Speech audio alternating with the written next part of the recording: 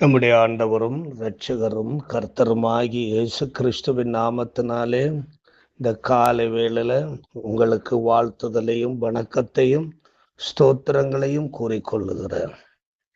உன் கண்களை ஏறெடுத்துப் பார், அப்பொழுது தேவனிடத்தில் இருக்கிற தெய்வீக பிரசன்னம் நம்முடைய வாழ்க்கையிலும் கடந்து வந்து நம்முடைய ரூபத்தையும் நம்முடைய சிந்தையையும் நம்முடைய வாழ்க்கையையும் மாற்றும்.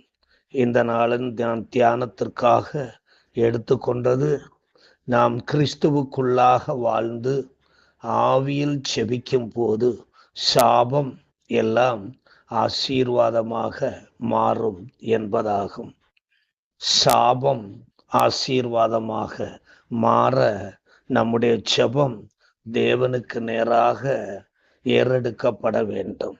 உபாகமம் 23 அதிகாரம் 5 எழுதப்பட்டிருக்கிறது, உன் தேவனாகிய கர்த்தர் பிலேயாமுக்கு செவி கொடுக்க சித்தம் இல்லாமல் உன் தேவனாகிய கர்த்தர் உன்மேல் அன்பு கூர்ந்தபடியினால் உன் தேவனாகிய கர்த்தர் அந்த சாபத்தை உனக்கு ஆசீர்வாதமாக மாற பண்ணினார். இஸ்ராயேலர் எகிப்து நாட்டில் 430 வருடங்கள் அடிமைகளாகவும் உரிமை இழந்தவர்களாகவும் காணப்பட்டனர். ஆபிரகாமின் சந்ததியாராகிய இஸ்ராயேலரை தேவன் வாக்குத்தத்தம் பண்ணின பூமிக்கு அழைத்து வர மோசேயை தேவன் ஆயத்தப்படுத்தினார். அடிமைத்தனத்தில் கிடந்து கொண்டு இஸ்ராயேலர் தேவனை நோக்கி அழுது முறையிட்டார்கள் என்று யாத்ராகமம் 2 அதிகாரம் 23 முதல் 25 வரை உள்ள வாக்கியங்களிலே பதியப்பட்டிருக்கின்றது. சில காலம் சென்றபின் எகிப்தின் ராஜா மரித்தான். இஸ்ராயேல் புத்திரர் அடிமைத்தனத்தினால் தவித்து முறையிட்டு கொண்டிருந்தார்கள். அவர்கள் அடிமைத்தனத்திலிருந்து முறையிடும் சத்தம் தேவ சந்நிதியில் எட்டினது. தேவன் அவர்கள் பெருமூச்சை கேட்டு தாம் ஆபிரகாமோடும் ஈசாக்கோடும் யாக்கோபோடும் செய்த உடன்படிக்கையை நினைவு கூர்ந்தார். தேவன் இஸ்ராயேல் புத்திரரை கண்ணோக்கினார். தேவன் அவர்களை நினைத்தருளினார். அவர்கள் தங்கள் ஜெபத்தில் ஆபிரகாமின் தேவனையும் ஆபிரகாமுக்கு தேவன் கொடுத்த வாக்குத்தத்தங்களையும் ஆபிரகாமுக்கு தேவன் வாக்களித்த வாக்குத்தத்த பூமியையும் நினைவு கூர்ந்து பரலோகத்தின் தேவனை நோக்கி முறையிட்டார்கள். இந்த முறைப்பாடு பரலோகத்தில் உள்ள தேவனுடைய செவிகளில் எட்டியது. தாவீது இந்த அனுபவத்தை குறித்து சங்கீதம் 18:6 இவ்வாறு கூறுகின்றார். சங்கீதம் 18:6, எனக்கு உண்டான நெருக்கத்திலே கர்த்தரை நோக்கி கூப்பிட்டு என் தேவனை நோக்கி அபயமிட்டேன். தமது ஆலயத்திலிருந்து என் சத்தத்தை கேட்டார்.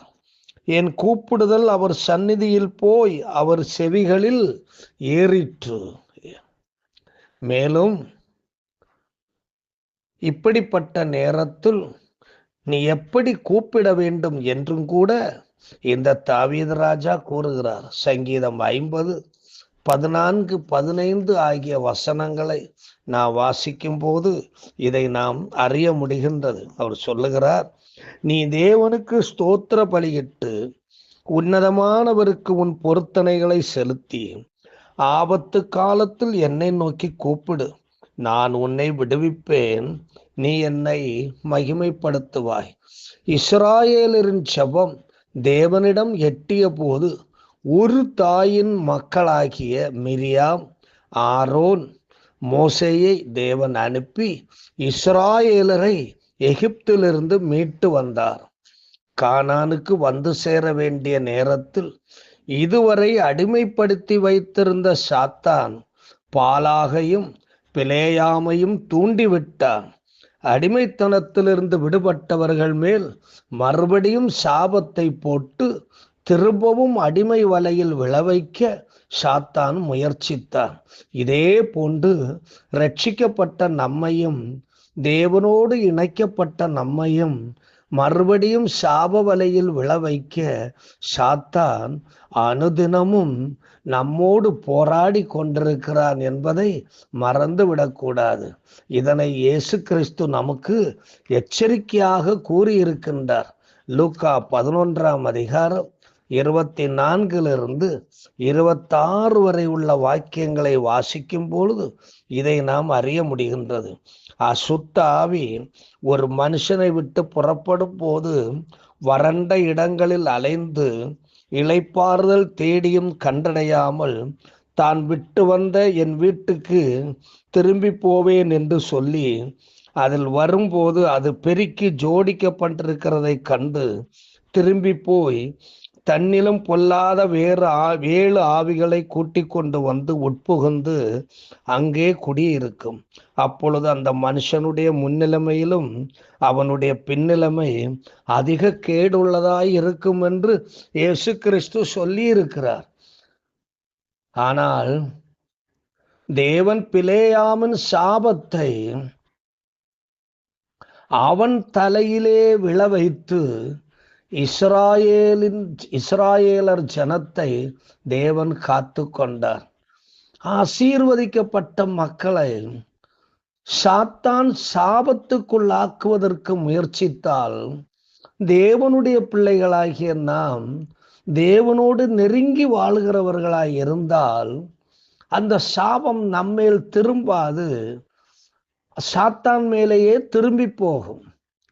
அவர்களை இஸ்ராயேலில் குடி வைத்து தேவன் தம்முடைய வாக்குறுதியை அவர்களுக்கு கொடுத்தார்.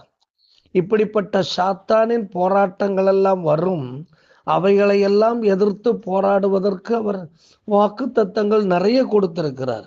சங்கீதம் 91:10-13 வரை வாசிக்கும் பொழுது சொல்லுகிறார், ஆகையால் பொல்லாப்பு உனக்கு நேரிடாது, வாதை உன் கூடாரத்தை அணுகாது, உன் வழிகளிலெல்லாம் உன்னை காக்கும்படி உனக்காக தம்முடைய தூதர்களுக்கு கட்டளையிடுவார்.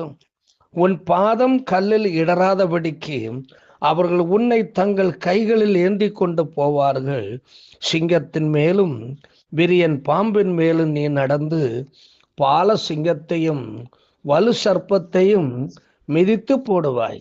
மேலும் ஏசாயா தீர்க்கதரிசியின் மூலமாய் கூட தேவன் இந்த வாக்குறுதியை அவருடைய ஜனங்களுக்கு கொடுத்தார். ஏசாயா 54:15-17 வசனங்கள். இதோ உனக்கு விரோதமாய் கூட்டம் கூடினால் அது என்னாலே கூடுகிற கூட்டம் அல்ல. எவர்கள் உனக்கு விரோதமாய் கூடுகிறார்களோ அவர்கள் உன் பட்சத்தில் வருவார்கள். உனக்கு விரோதமாய் உருவாக்கப்படும் எந்த ஆயுதமும் வாய்க்காதே போகும்.